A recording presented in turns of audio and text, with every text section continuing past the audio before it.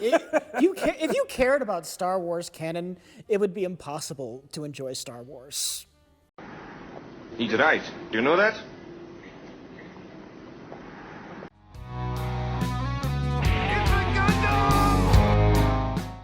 Another day, another retcon, another rehash, another reboot, reimagining, another franchise dies, and Obi-Wan is no exception. We are all guilty on some level of wanting Star Wars to bounce back, to be good again, to bring you back to a galaxy far, far away when you were a kid and the words just scrolled up the screen, and then you saw, the Star Destroyer just coming in and shooting stuff, and your mind was absolutely blown. Now I see that scrolling screen and I want to take a cyanide capsule. Oh, there's a man standing on the bridge. What? Yes, he looks like, look at that. His name is Gundam. No, we don't know his name. It looks like he may commit suicide. That is badass.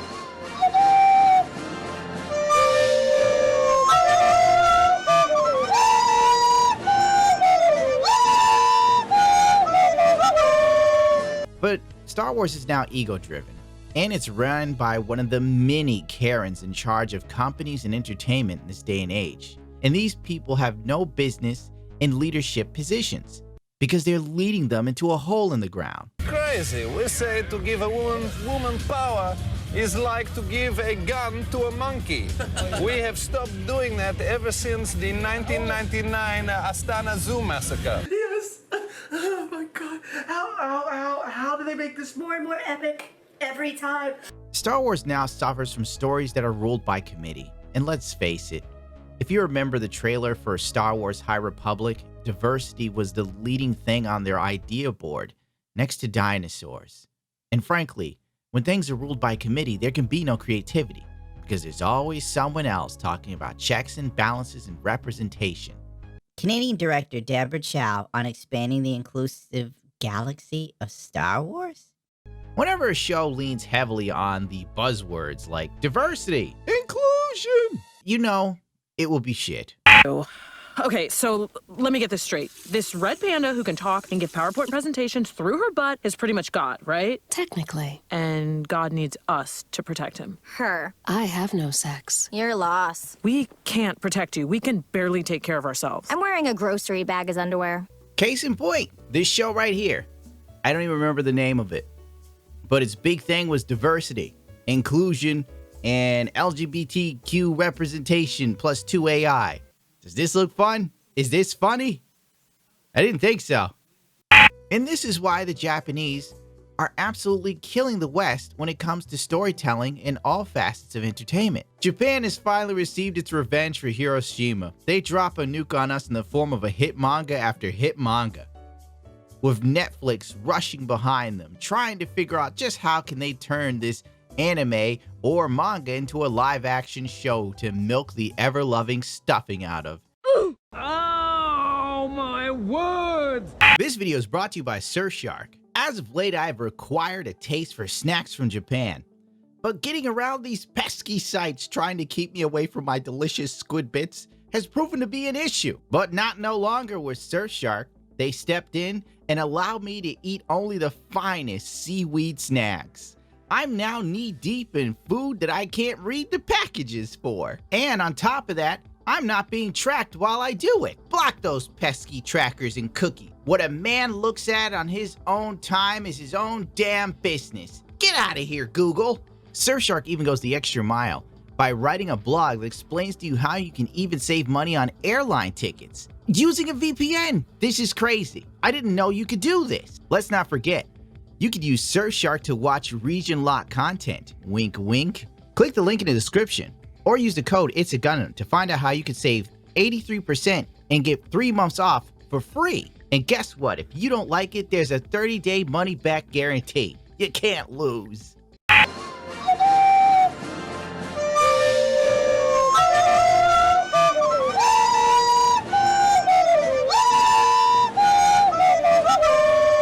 And your character as well. So when you kind of rocketed into this role a while ago, did you have any inclination that 20 plus years later you'd be still playing the baddest man machine in the galaxy? No, not really. Kill me, please. I want to die. Hayden Christensen looks so far out of it in these interviews. It's a damn shame. They're as painful to watch as they must have been for him to be in. You know, when we finished doing the prequels, that was kind of it. And this has all sort of come as quite the surprise. But one I'm so grateful for, and it's really been a privilege to get to. This is what it looks like when a man's soul dies. 1 minute, you're a big Hollywood star, you just got 2 huge Star Wars films in the bag, the phone's ringing off the hook, the agent says, Hayden, people can't get enough of you, baby. Your movie Jumper hits the box office and then takes a nosedive. Before you know it, you're getting clowned on in Clerks 2. You know what?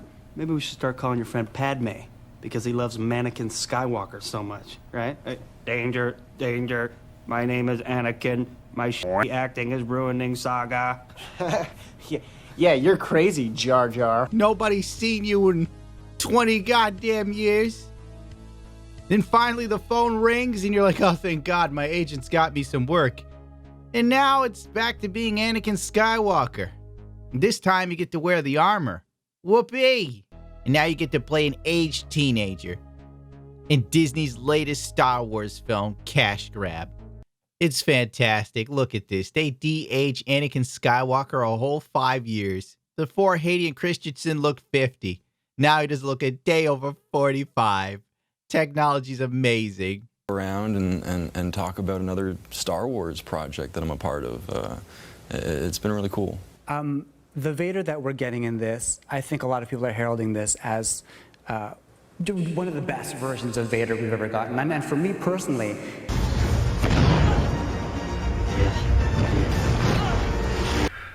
What the hell is even that? The best Vader we've ever gotten. Yeah, if you like the dollar store brand Darth Vader that comes with a green lightsaber. Let's list off a few problems with the Vader suit, because I haven't already done that to death. It's over. We are screwed. I've already gone over the fact that the suit is a mashup of 4 different versions of Darth Vader. I decided to throw in some Revenge of the Sith there too. But we're not going to go over the minute details because you'll probably tune out. They kept the Revenge of the Sith connection notches for the mask to the lower half of the mask. But then they made it a 2-piece setup rather than the usual canon movie 3-piece setup. But then again, it's all VFX, so nobody really cares. And I'm pretty sure the prop department didn't want to bother going through the hassle of making her a Vader revealed helmet, which actually would have been really cool if they did that. Imagine like if Obi-Wan knocked off the dome or like cut off more of it and you could see like the extra components that connect to the top. Whatever. 2, it's not even James Earl Jones voicing Vader in. It's an AI voice generated voice conversion service provided by Respeecher, which you yourself can use as a normal person. They have a website. But the thing is, you have to have consent of the voice actor to use a respeecher of that voice actor's voice. So there's that. I should take this information and Jobby the Hung. Darth Vader was originally played by David Prowse, the actor, bodybuilder, and trainer. We don't have all day for me to go over Prowse's entire videography of the things he's done or his IMDb. But outside of doing Darth Vader, he also trained Christopher Reeves to get in shape to play Superman. Bet you didn't know that. Prowse was 6'6" tall. And inside of the armor, he had to be an easy 6'8" to 6'9". Anyway, Hayden Christensen's Darth Vader looks as emaciated as the show's plot. And you can quote me on that.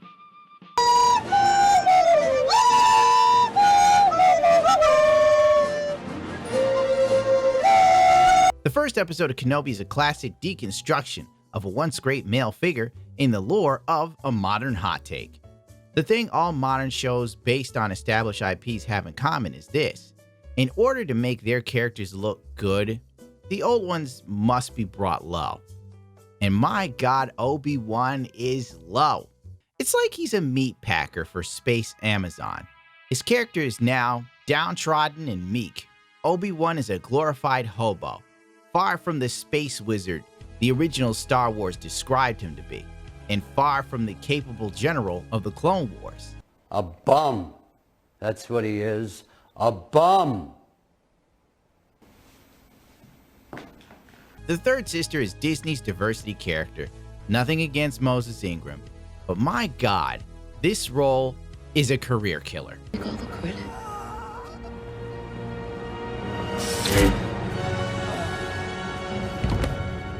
Who's in the gutter now? Ask Hayden Christensen. Oh, I hate you. I wouldn't be shocked if her wooden deliveries landed her a seat in future Star Wars conventions for the foreseeable future, but I doubt a line to see her would be very long after the bloom is off the diversity rose. Oh my God! The Force has given me a vision of her becoming the next Ernie Hudson. Look at oh my God, this is crazy! Wow. This is real life. Welcome you all. She is genuinely likable as a person, which is sad because, you know, she's so nice, but I think she really sucks in the show. Reva is an unlikable, irredeemable character so poorly written by someone that should have paid attention in creative writing classes. For once, I'd like to see a show or a movie where the lead guy is still a badass. I guess that's why Top Gun has finally made it to $1 billion and doing very well. Ah, greetings and salutations. Likely wondering, you are? When will save I will my own Disney Plus series. You know, good it is to want things. Separates us from the primates, it does. But sadly, pushed back, my Disney Plus series was until 2055 for Reva's new series, plus all the planned spin-offs for her eventual new girlfriend. After comes out on Pride Month, she does, for the Star Wars Pride Month special. Yay! Rainbows and booty holes. Yay! Yay! The thing that bothered me about episode 1 is that Leia was able to read her cousin like an open book. You think being like him will make people frightened of you, but really, you're the one who's scared. Don't talk to me like that, you old pervert, cause I'll read you from cover to cover and you'll never recover. But lacked enough common sense to not talk to strange men that look like Flea just chilling out in the forest. Like, oh, I was looking for you, little one. All of a sudden, her powers of observation are gone, which then played into the next scene, which looked like an episode of Rugrats or Full House with Mary-Kate and Ashley Olsen. I think, first of all, the thing that we really aspire to constantly is quality. No. Before she gets kidnapped, how can you write a child to have astute observational powers 1 minute, and then the next minute, she's as dumb as a stump? Don't ask questions. Just consume product and then get excited for next product. Like, what happened in between the eating scene and reading people and going outside? Did Leia find some paint chips on the way out? It lowered her IQ by eating them before she scampered off into the forest? Why? You little piece of dribble piss.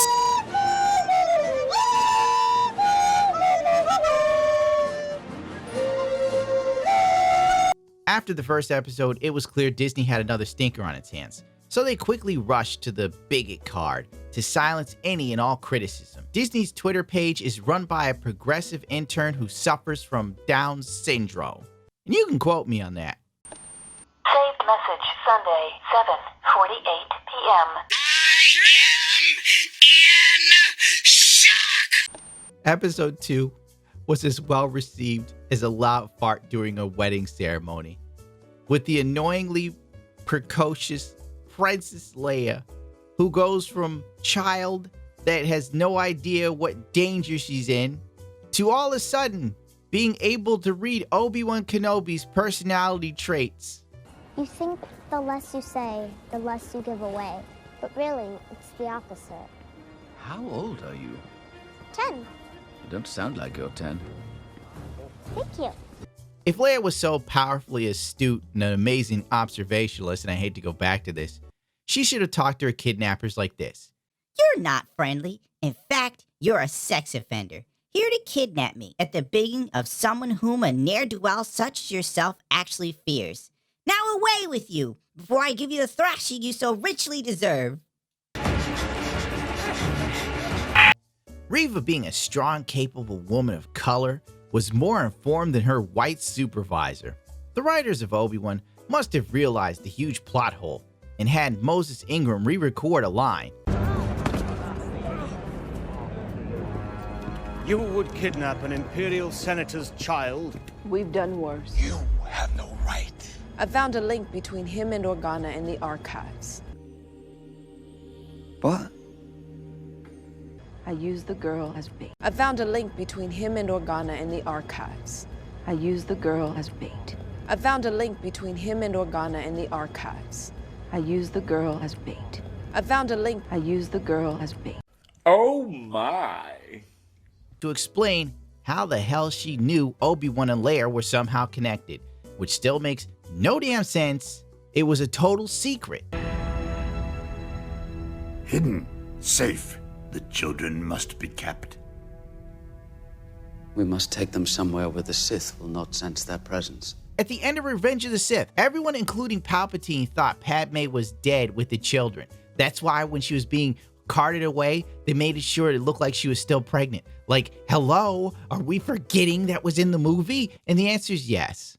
Don't ask questions. Just consume product and then get excited for next products. But now there are records that somehow knew Obi-Wan was connected to Leia. Eat me. After that, we were treated to another Leia chase scene. Whenever Leia starts to run, everyone who's chasing her starts to move like a drunk at a traffic stop. They're just like stumbling all over. It's like, oh my God, the child is just so nimble. And I'm like, this kid has to be the slowest thing I've ever seen in my life. All right, Ewan McGregor, you have to pretend that you can't catch this child that runs like she's pigeon-toed. Still, I can't believe you said that. You're canceled, you bigot. You hate children. And before the episode ended, of course, we had to have another emasculation session with Obi-Wan Kenobi and Reva, or Reva, whatever. She was doing victory laps around him while telling Obi-Wan information about Vader he should already know. To take you to me. Lord Vader will be pleased. Anakin Skywalker is alive. It can't be. It can't be. You have done well, my new apprentice. Now, Lord Vader, go and bring peace to the Empire. I can't watch anymore. Obviously, Anakin's alive because Anakin is Darth Vader. How in God's name would Obi-Wan forget Anakin's alive? Oh my God. Did they hire anybody who knows what the hell's going on? It's like the writers didn't even watch Revenge of the Sith. Could you imagine you make millions of dollars and all you have to do is watch a couple movies and pay some semblance of attention to like key plot points? Hell, you don't even have to watch the movies. You could Google it. You could be like, does Obi-Wan know who Darth Vader is? And Google will be like, yes, you pleb. Then we got the canon-breaking death of the Grand Inquisitor. Another day, another wasted dollar. We're not going to go into the Grand Inquisitor again. No! Who's in the gutter now? Me for watching this.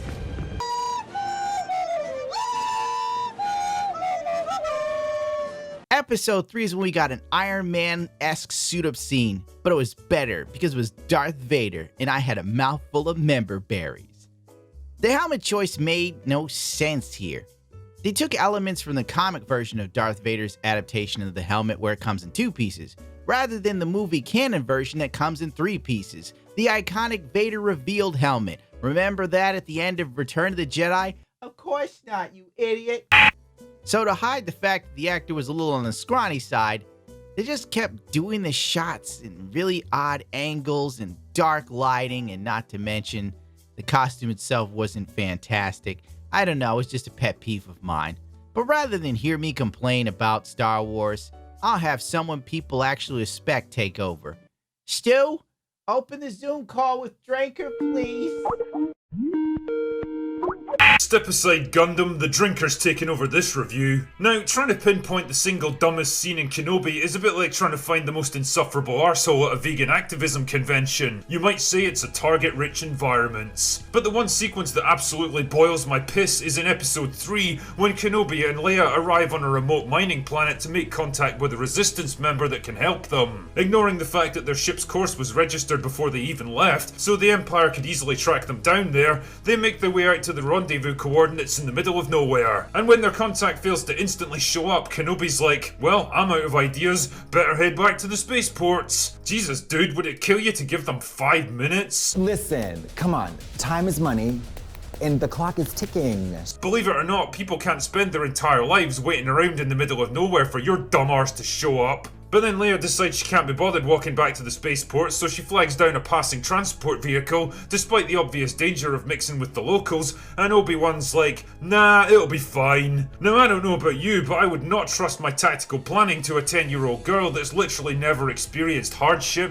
danger, or adversity until about 12 hours ago. So anyway, in they go, but oh no, a squad of stormtroopers tasked with hunting them down decides to show up at that particular moment. What are the odds, eh? Time to break out the cover story, because the last thing you want to do is reveal your true identity to the people that are tasked with hunting you. But then I guess Kenobi felt differently, because he literally blurts out Leia's name within 60 seconds of the conversation starting. Sure he's even on this planet? They know what they're doing, Leia. You called her Leia.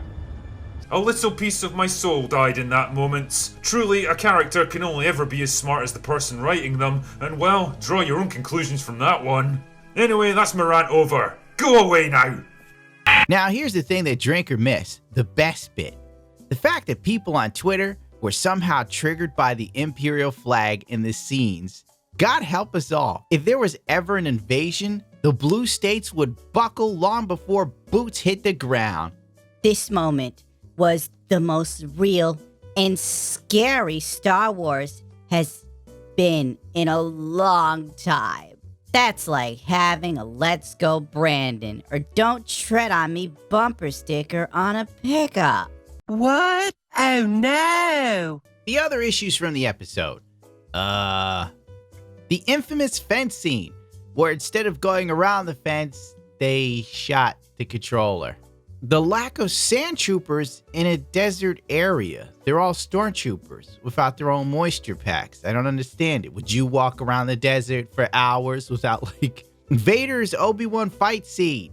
It is like, I've got you now, Obi-Wan. Uh-oh, there's fire, and a woman is shooting at us. Cursed you, Obi-Wan. You escaped me again. You saw it. The show's a mess.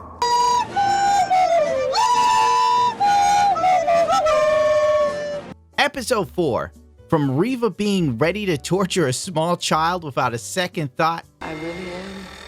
You did this to yourself. To Roku literally telling Obi-Wan he won't help with anything against the Empire. Then all of a sudden, he's like, okay, I'm gonna help you. Can I need your help to get her back? General, I'm sorry, but that's not my problem. You've no idea what the Empire is capable of. A few moments later. So I know exactly what the Empire can do. Look, if you want my help, you got it. What a difference a monologue makes. The only way into the Empire is with the help of a capable woman. Thank God she's here. Because Obi-Wan would have gotten himself killed. He literally had no plan other than flying in or something. After a few speech checks for Tila that were fit for a playthrough of Fallout 4 on DSP Gaming. And you are? I am the lead security on this level. Then I'm your commanding officer, and you will address me as... Excuse me, it's ma'am. It is ma'am. Yes, sir, of course, but... Perhaps I should just inform the Grand Inquisitor of your insolence. There were so many odd choices in filming errors. Even Red Letter Media picked up on some of them. And she's supposed to pull rank, and but then that guy says, come on into my office, you don't belong at this station. Mm-hmm. And it's like this big room, and then she's like, she goes into a room, and then they cut this like body, and he's like hidden behind a box in clear view of everyone else. And she's like, I had a problem, but I took care of it. And then there's like people just like working and people coming and going, but she beat him up and then dragged him back into the room that she's currently in with other people. or beat him up in the room, and the people sitting at the consoles 10 feet away didn't hear anything. I think it'll work. Tala makes her escape in the dumbest fight scene in internet and movie history. Tala, we're in the open.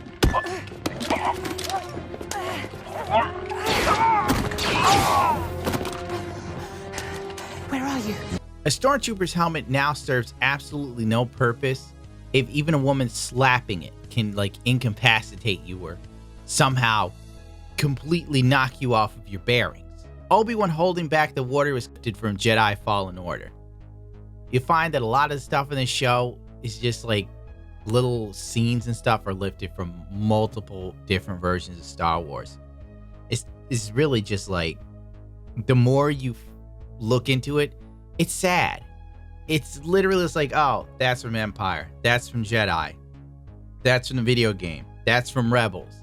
Like, they're so creatively bankrupt and out of ideas, they literally have to take their own ideas that they did previously.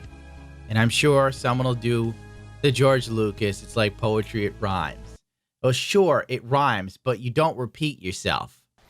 So emotions kind of played into it. I'm starting to think Star Wars is kind of stupid. They had the trench coat escape scene that everyone collectively agreed was terrible. I guess it was supposed to be funny on some level, but if you're going to have a show that's so drab and dire, why would you add a comedic element such as that? And the answer is they didn't care. It's just literally, it's like when you work a job. Say you work at Walmart and you got to face front. The second your hours are up, it don't matter if the rest of the things in the aisle aren't front facing. It's done. The weirdest thing is some media outlets even protected it and touted it, saying things like Obi-Wan's trench coat plan is dumb as hell, and that's the point. Star Wars is at its best when its heroes are anything but competent. Why are you telling me this anyway? Stop wasting my time. We also had the snowspeeder escape scene, but everyone that knows Star Wars and Empire Strikes Back, when they take out the AT-AT walkers, the snowspeeder only supports 2 people. It's like somehow fitting 3 people in an F-14D Tomcat, co-pilot seat. It just doesn't happen. It don't work. But I guess it's because they don't show you. I can't, dude. I cannot. Ugh. The thing that we really aspire to constantly is quality. It's like you gotta be like borderline retarded, or you have to know nothing about Star Wars. You have to suspend every level of disbelief, or you have to be a 100% consumer. There's no way you could know a little bit about Star Wars and watch this and go, it's fine! Because it's not. It's so bad. It's like criminally bad. Don't ask questions. Just consume product and then get excited for next products. Star Wars Twitter is pure cancer. On that same day as Episode 5 had came out, Star Wars Twitter had to make the customary Gay Pride Month post for a comic book that no one will read, and most likely no one on Twitter will actually buy. Someone made the mistake of replying to the Munchausen-fueled Star Wars tweet, and by simply saying, "Stop making Star Wars political," which makes sense. This is supposed to be about a galaxy far, far away, not the mess that we have at home. Let's do a Star Wars comic on Roe v. Wade. Sounds like fun, doesn't it? Count Dankula can be the main villain. He's a monster. But really, the guy did that and people went absolutely insane. Queer characters exist. It isn't political. 2, Star Wars is literally in our name. What does that mean? Shut the F up, you homophobic bitches. Oh my god. Shut the f up and delete your account, you dumb bitch. Yes, kill him. Star Wars is political, bitch. My brother in Christ, imagine being this dumb. LOL, dumb f***er. Have you ever seen the movies? The shows? Ever read the comics? The books? It's all political, bitch. Yeah, about a galaxy far, far away. Over as far as like diehard Star Wars fans, people that's identity, their whole personality is I like Star Wars. It's almost like I thought it dissipated, but it's it hasn't. It's just like a cult. It's a cult. Yeah. Same with Star Trek now. I got in my Twitter thing. It was endless, like the exact same comment over and over and over, like the mantra of a cult. Star Trek fans used to be more intelligent and thoughtful and independently minded. Now it's Star Trek fans are more similar to the Star Wars fans, where they'll attack you and scream at you if you don't like what everything that's put out. You can't think independently. Imagine going to see a TV show or a movie that just encompassed the garbage that was your personal life. I wouldn't want to see it. I would be depressed. LOL, you dumb. Shut up. It's always been dipshit. Aren't these lovely people? Look at the progressives go. The second someone just said something as, do we have to make it political? The slurs, the cursing, the wishing the person dead, progressively has gone progressively insane, if you ask me. Wow. Here's another one where Star Wars Twitter decided to be stupid. Calling all members of the Resistance, Billy Lauder and Kelly Moraine Train, are taking the stage now. Tune in. And this dude wrote respectfully, no one likes either of them. And in Star Wars Twitter, because they're retarded, you know, you ever heard of with great power comes great responsibility? Even I know if someone says something to me I don't like, the move isn't to immediately say something to them to try and get people to go after them. What's wrong with you? You have like 1 million followers and you act like a teenager. Well, anyway, he said respectfully, nobody likes either of them. And it's true. Nobody's buying it. I literally sent Star Wars Girl all of my Rose Tiko figures that people sent to me as a meme. Who the f sent me this? I don't want it. Who is this from? Oh, this is from It's a Gundam. Oh my god. You jackass. You want to see what It's a Gundam sent me? He sent me... Everyone, go yell at It's a Gundam for me. Motherfucker sent me Rose Tiko. And to Admiral Holdo. What the f? And then patches of himself. Oh my god, dude, what the f? These are cool. This is not. You see these to troll people. And of course, this man saying that led to a ton of people basically, you know, cursing him out, telling him to delete his account for saying nobody likes these two characters that nobody really likes. That's why Rose Tiko didn't come back. Nothing against the girl who played her, but do you care where Rose Tiko is? You know you don't. And if you said you do, you a liar. Delete your account. Delete your account. Ugh. They're like, look at them. Literal vampire potbelly goblins. Well, anyway, the Twitter has descended upon him like locusts. You would have thought he was clubbing trans kids in the head outside of a gay bar on Harvey Milk's birthday. The Star Wars account replied to him to make an example of him. If that wasn't the most Empire move I've ever seen, the fact that Star Wars Twitter cannot see that it itself is the Empire. You're the Resistance if you come up and say, you know what, I don't like the characters. And then Emperor Palpatine goes, oh, we've got a filthy bigot. People would be for the Empire if, like, you know, the Empire's logo was rainbow colored. And instead of calling the rebels, you call them bigots. And you just have the Emperor go, Luke Skywalker, you're a transphobe. Everybody would be for it. They'd be running around with like Emperor Palpatine shirts on.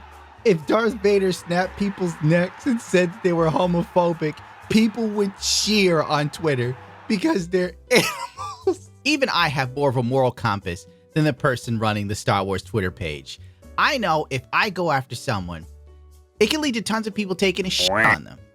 And my followers are so much smaller than that of the Star Wars Twitter page. And also, they're rational human beings. Unlike the Star Wars Twitter page. The Star Wars Twitter page literally militarized its following during Gay Pride Month to basically shoot a puppy with a rocket because the puppy pissed a carpet.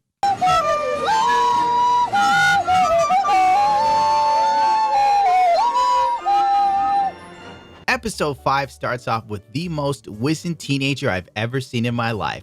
How Lucasfilms couldn't de-age the actor as well as some random on YouTube blows my mind.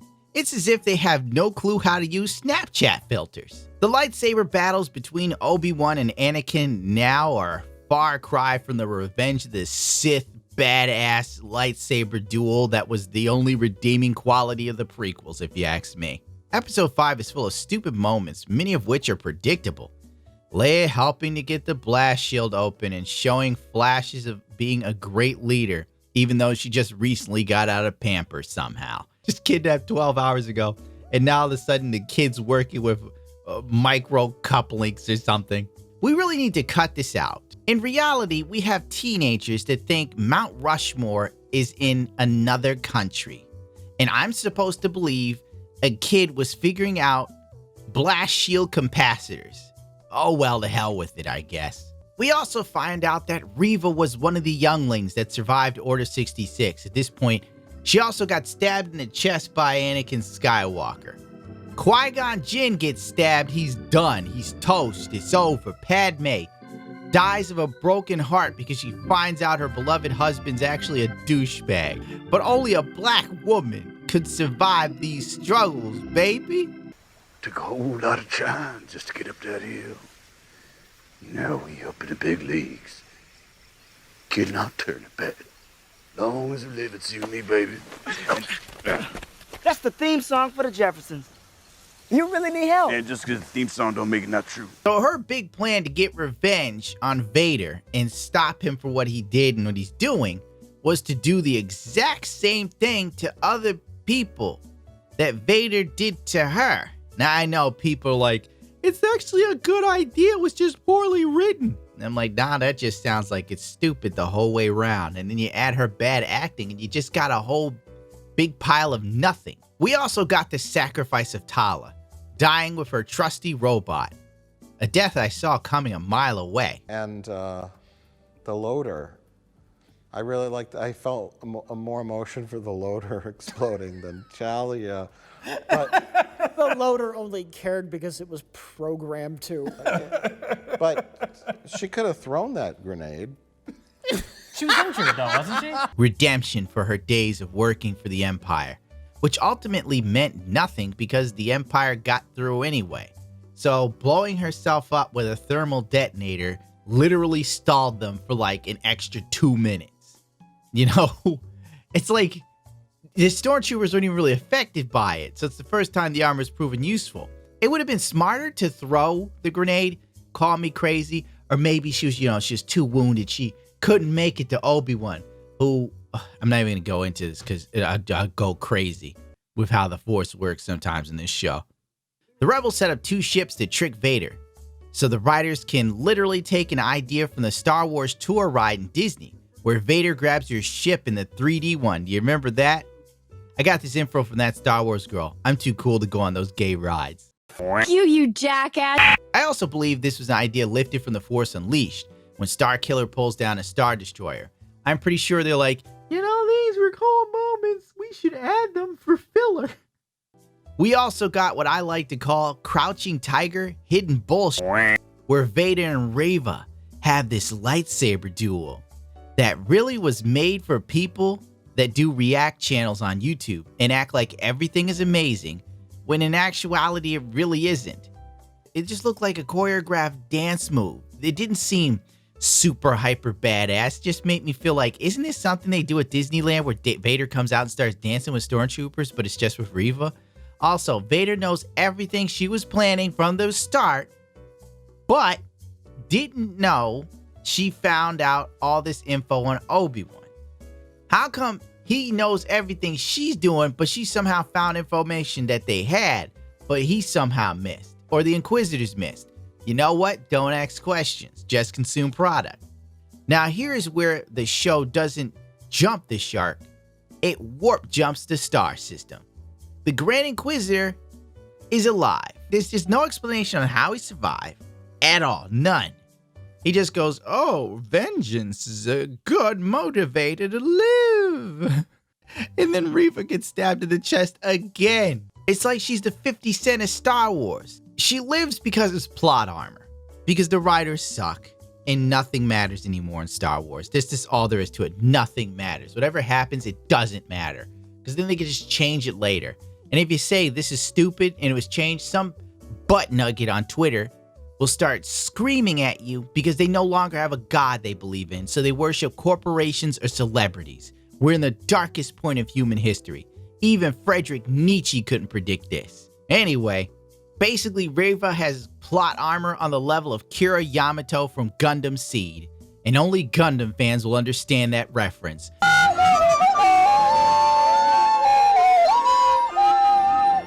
By this point, I was so sick of Obi-Wan Kenobi, it literally took me 3 days to watch this episode. I had had enough. Reva learns about Luke and goes to hunt him down. Why? Because revenge by killing the kid after Vader stabbed her. Now, it's not quite clear she knows that Luke is Vader's kid, but I'm gonna guess she does because why else would she go through that trouble to go get him to kill him? What's the point anymore? A poorly written redemption arc. I'm going to gloss over the moisture farmer fight scene with Reva, because it was stupid in every sense of the word. Right, so what about Uncle Owen, eh? What is with this doddering old dumbass? Motherfucker seems to think that when a Sith is on the way to your farming-ass homestead, you should take the wife's advice and have a sit-down, nice cup of tea. You see, Aunt fucking Beru suggests that it would be lame to go out into the desert. She doesn't want to leave her home. Does this woman not know what a Sith is? Here. We're not under the Empire's...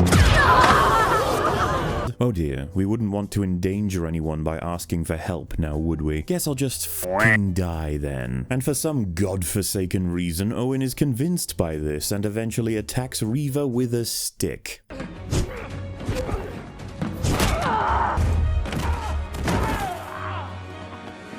I've fallen, and I can't get up! After, of course, he loses his blaster. A blaster he misses with when he had the edgy OC wannabe dead to rights. But it's all good. He didn't send Luke off to a friend. He didn't tell him to hide in a particularly difficult to find place, prepped for situations like this. He simply told him to run if both he and Beru are otherwise beaten. Just run, Luke. It's all good. Hopefully you'll make it or whatever. And after all that, Uncle Owen apparently stays on the stupid-ass moisture farm until we catch up with him at A New Hope. You have a Sith snooping around the place, looking specifically for Luke for revenge. How in the holiest of could you possibly believe this place is even remotely safe now? We all knew they would up Obi-Wan completely, but why is it that in a new show about him, I've got to worry about Disney providing thorough character assassinations for Uncle Owen and Aunt Beru?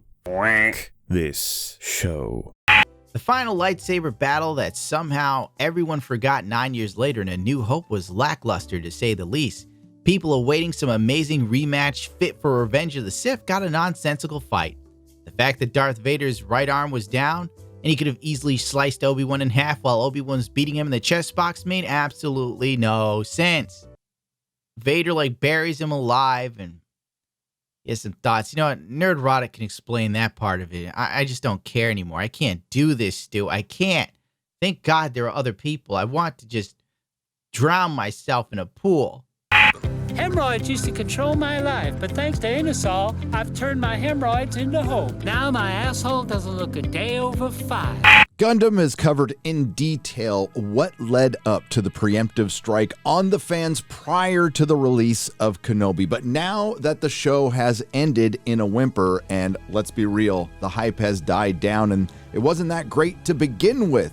Do not forget that the weekend Kenobi opened, it finished 4th behind Johnny Depp and Amber Heard, Top Gun Maverick, which just passed 1 billion, go see it, and Stranger Things. Just Disney Star Wars slightly tweaking their 2018-2019 bag of tricks. Kenobi is not just a TV show, it's a movement, and if you don't watch it, then you're not an ally. Say Harvey Milk should be the next Martin Luther King. If you criticize the master thespian Moses Ingram's portrayal of Reva on her redemptive arc, you are an istophobe, when the truth of the matter is, it's always in the writing because everybody sucked. Marshal Estrie, Jedi, you found me. You're as good as they say. Get out of my face. What's the bounty on me now? 1 million? 2 million? You're no Jedi. Can't find Obi-Wan! You can't escape him! We will find you! The thing that we really aspire to constantly is quality. From Reva's master plan of avenging all of the Jedi and younglings murdered during Order 66 by the Empire by joining the Empire to murder younglings and Jedi. The Empire's quality.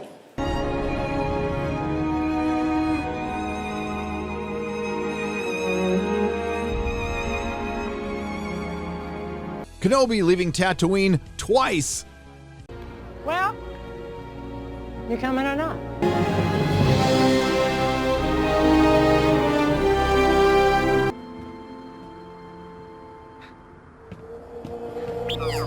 To Bail Organa being a complete moron.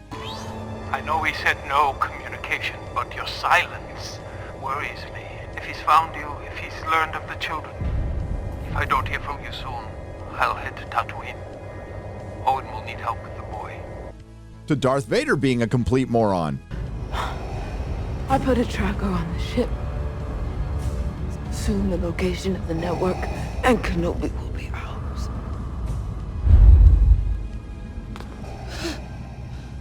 It seems I have underestimated you. To Kenobi barely escaping failing completely at his job due to the mercy of a psychopath and then letting her go with the most dangerous information in the galaxy to Luke and Leia, knowing about Luke and Leia. Who you become now, that is up to you. And the one scene that proves why you should never make a prequel, Kenobi walking away from Darth Vader, and now that puts the blood of millions, possibly billions of species directly on his hands. Goodbye, Darth. Continue with the operation. You may fire when ready. What? You're far too trusting. Dantooine is too remote to make an effective demonstration, but don't worry. We will deal with your rebel friends soon enough.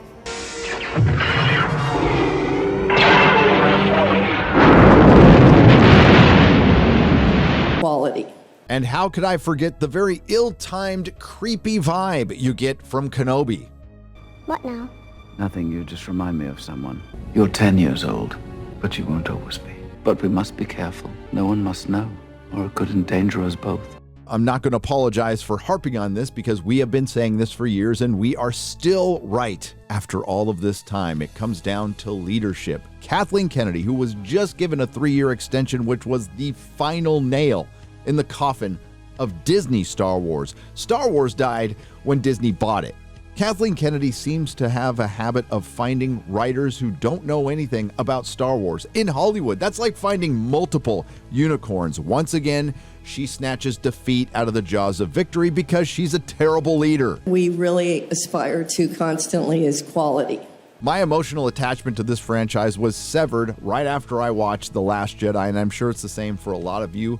Some have been hanging on, and the only guess I could come up with is you come back to laugh because it's the most unintentionally hilarious thing on any streaming service. It's not to say Kathleen Kennedy didn't try, because to suck this bad, you have to. And on that note, screw it. Let's leave it with Gary, for God's sakes. He sums it up perfectly. I've been editing this for days, and then I looked at the last bit of the review and I said no more. Absolutely not. Frankly, there's a few bits of memorabilities. Reva doesn't kill Luke because she sees herself in him. The worst redemption arc ever. This chick has literally killed tons of Force sensitives and kids.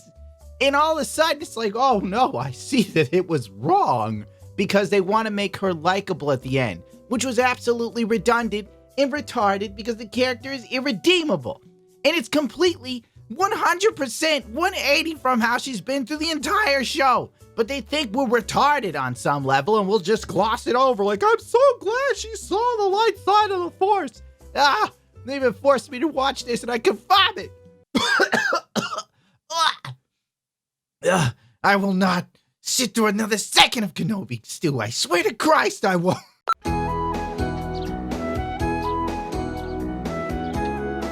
That's the end of the video because I can't do it anymore.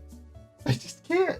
I can't even remember anything. It's terrible. Don't watch Kenobi. If you genuinely 100% like the original trilogy, you look back at the prequels and you're like, it's not bad compared to what we've got recently. And you remember anything, and I mean absolutely anything, about Star Wars, this will just bother you.